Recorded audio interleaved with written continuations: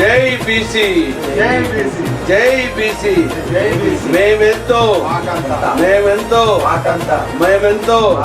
Hello BC hello BC hello BC hello BC hello BC hello BC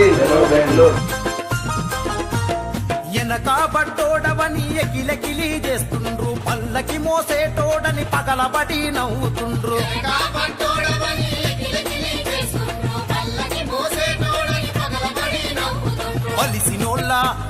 బలిసినోళ్ళ జెండ మోసే పాంచగాళ్ళమా, మనం బలగం బలమూలేని బిచ్చగాళ్ళమా. నమస్కారం అండి, నేను కుద్వారం గణేశాచార్యని, బీసీ కుల సంఘాల జేఏసీ చైర్మన్, సైనికులు ఉంటాను. ఈ నెల 7వ తారీఖున బెంగళూరులో ఓబీసీ మహాసభలు మరి విజయవంతం చేయడానికి మేము ప్రయత్నం చేస్తున్నామండి.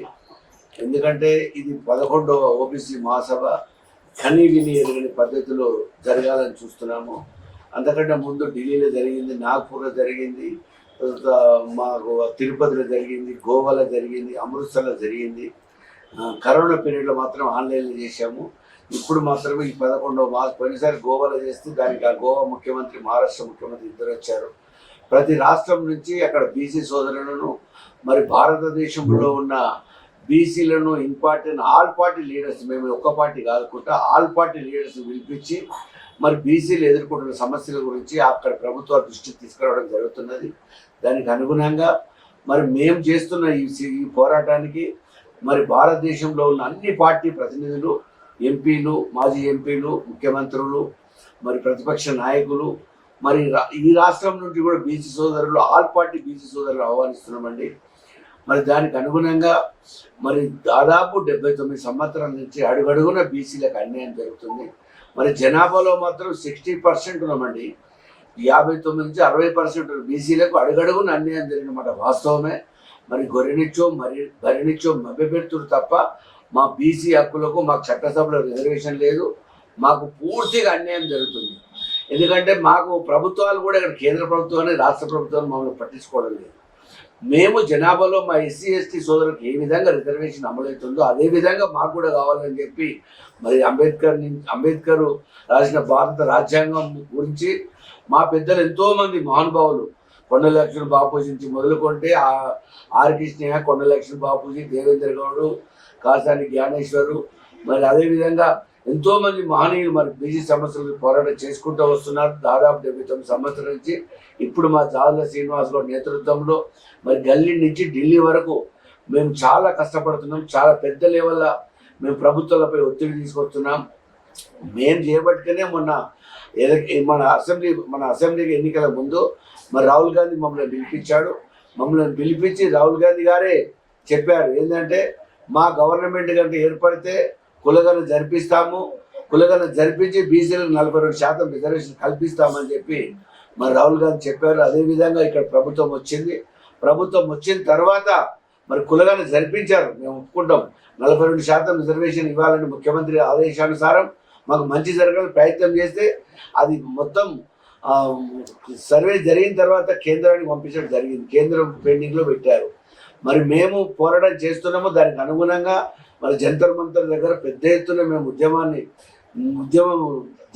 ధర్నా ఉద్యమాన్ని చేస్తే ప్రధానమంత్రి సైతం మమ్మల్ని పిలిపించి మరి మేము మాత్రం ప్రభుత్వం ఏర్పడితే ఖచ్చితంగా మరి తెలంగాణలో బీసీని ముఖ్యమంత్రి చేస్తాడని ప్రధానమంత్రి కూడా మాకు హామీ ఇవ్వడం జరిగింది. మరి ఇప్పుడు ప్రధానమంత్రి కూడా కులగన జనగణ జరిపిస్తున్నాడు. దానిలో భాగంగా మరి ఇప్పుడు జరుగుతుంది అదే. దాంట్లో కూడా మరి బీసీలకు ఆయన పెట్టే కాలంలో బీసీలకు కాలం పెట్టలేదు. ఎస్సీ ఎస్టీలకు ఏ విధంగా పెట్టినో బీసీలకు ఒక కాలం పెట్టాలని 34 కాలాల్లో ఒక కాలం బీసీలకు ఉండాలని మేము పోరాటం చేస్తున్నాము. మరి ప్రధానమంత్రి మేము అడగక ముందుకే బీసీలకు చట్టసభలో మరి 33% రిజర్వేషన్ ఇస్తానని చెప్పి హామీ ఇచ్చి దాన్ని అమలు చేస్తున్నాడు. బీసీలకు ఇచ్చి మహిళలకు ఇస్తున్న పర్వాలేదు. మరి దొరలు పోయి దొరసాలు వస్తున్న కనబడుతుందండి. మరి ఇలా కాకుండా మరి బీసీలకు సపోర్ట్ ఇవ్వాలని చెప్పి మా పోరాటం అండి. డీలిమిటేషన్ పేరుతోటి మళ్ళీ కొన్ని కాన్సెన్స్ పెరుగుతున్నాయని చెప్పి మరి ప్రధానమంత్రి గారు ప్రతిపక్ష నాయకులు చెప్తున్నారు. పర్వాలేదు, మేము ఒప్పుకుంటాం. కానీ అలా బీసీల వాటా బీసీలకు తేల్చినాక మీరు అది చేయండి. ఎందుకంటే మా కోట మాకు కావాలండి. మేము దాదాపు 79 సంవత్సరాలు 80 సంవత్సరాలు అన్నిట్లో అన్యాయానికి గురి అవుకుంటూ వస్తున్నాము. మమ్మల్ని ఏ ప్రభుత్వం కూడా పట్టించుకోవడం లేదు. మరి ఇప్పటికైనా ప్రభుత్వాలు కళ్ళు తెరిచి మా సమస్యలు పట్టించుకోవాలి. మరి మనం ఎక్కడ చూసినా కానీ మా ఒక కులం చూస్తే 2556 కులాలండి భారతదేశంలో బీసీలము. మరి మేము ఒక చట్టసభలో ఇంతవరకు కులాలు కూడా ఉన్నాయి, ఒక కౌన్సిలర్ కానీ కులాల్లో, ఒక సర్పంచ్ కానీ కులాలు కూడా ఉన్నాయండి. ఆ విధంగా మాకు అడుగడుగుని అన్యాయం జరిగిన మాట వాస్తవము. మరి క్రిమిలేర్ అని పెట్టారు, అది ఏమంతా మేము ఎవడు ఎదిగిండండి ఇక్కడ చూపించండి. వ్యవస్థ మొత్తం పెద్దందారి వ్యవస్థ మొత్తం ఓసీల చేతులు ఉంది.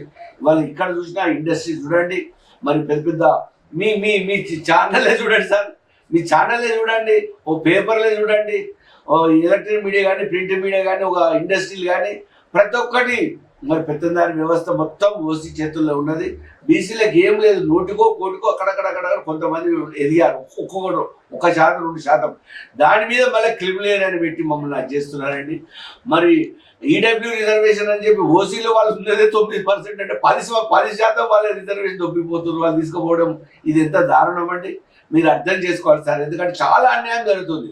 ఇక మేమైతే ఊరుకునేది లేదండి, ఇక మేము ఊరుకునేది లేదు. మమ్మల్ని వెనుకబడేసి పోతున్నారు. మేము వెంట పడతాం, ఇప్పుడు మేము తిరిగి మీ వెంటనే పడతాం. మమ్మల్ని ఎవరెవరైతే వెంట పడేశారో వారి వెంటనే పడతామండి. వారి వెంటబడి మా వాటను మేము గుంజుకోనికి మేము ప్రయత్నం చేస్తున్నాము. మాకు మాత్రము ఫ్యూచర్లో మా పిల్లల భవిష్యత్తు దెబ్బతినకుండా మరి మేము మాత్రం పోరాటం సాగిస్తున్నాము. ఆ పోరాటం మరి జాదల శ్రీనివాస్ గౌడ్ నేతృత్వంలో మరి ఎంతో భారతదేశంలో అన్ని రాష్ట్రాలలో మహాసభలు నిర్వహిస్తున్నాము. మరి ఏ రాష్ట్రంలో మేము ఒక మీటింగ్ పెడితే జంతర్మంతర్ పెడితే దాదాపు 40 మంది ఎంపీలు 18 పార్టీల నుంచి అటెండ్ అయ్యారండి. 40 మంది ఎంపీలు వచ్చారు మా మీటింగు. మరి ముఖ్యమంత్రి సైతం వచ్చాడు, ఈ రాష్ట్ర ముఖ్యమంత్రి సైతం వచ్చాడు, పిసిసి ప్రెసిడెంట్లు వచ్చారు, అందరూ వచ్చారు. ఎందుకంటే మేము చేసే కార్యక్రమం బాగున్నదని చెప్పి మరి నరేంద్ర మోడీ గారు కూడా మరి బీసీలకు సముచితమైన స్థానం ఇవ్వాలని చెప్పి ఆయనను కోరుతున్నాము. ఇక్కడ ముఖ్యమంత్రి గారు కూడా నామినేట్ పోస్టర్లో కూడా అవకాశం కల్పించాలి. మా వాటా మాకు ఇవ్వండి సార్. మేము ఎంతగానో మమ్మల్ని మభ్య పెడతారు, ఎంతగానో మమ్మల్ని ఇక నోటితో అనొద్దు కానీ చాలా ప్రాబ్లం గురి చేస్తున్నారండి. మా వాటా మాకు ఇవ్వండి. స్థానిక సంస్థలు కానీ మరి అదేవిధంగా చట్టసభలో కానీ మా వాటా మాకు ఇచ్చిన తర్వాతనే మీరు రాజకీయం చేయండి, లేకపోతే మాత్రమే మేము ఎండబడతాం. ఇక చెప్తున్నాం కదా, మేము మీ వెంటనే పడతాం, మేము ఊరుకునేది లేదు.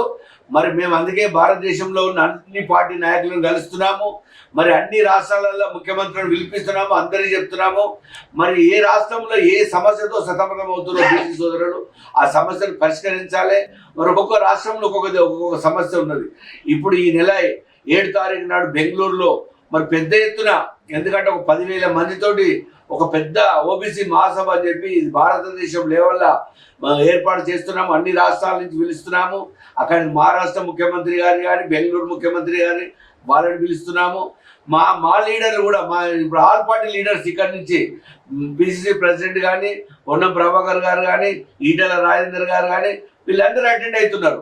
మరి ప్రతిపక్ష నాయకులు మరి మస్తునాచార్య గారు, శ్రీనివాస్ గౌడ్, శ్రీనివాస్ యాదవ్, మరి వీళ్ళందరినీ ఆల్ పార్టీ లీడర్స్ ఇక్కడి నుంచి పిలుస్తాం, ఇండియా లెవెల్ నుంచి కూడా పిలుస్తున్నాము. మరి మా సమస్యలు అక్కడ కొన్ని మేము తీర్మానాలు అమలు పెడుతున్నాము. ఆ తీర్మానాన్ని బలపరిచి మరి కేంద్ర ప్రభుత్వానికి రాష్ట్రపతికి పంపిస్తాము. మాకు జరిగిన అన్యాయాన్ని 79 సంవత్సరాలు నష్టపోయామండి.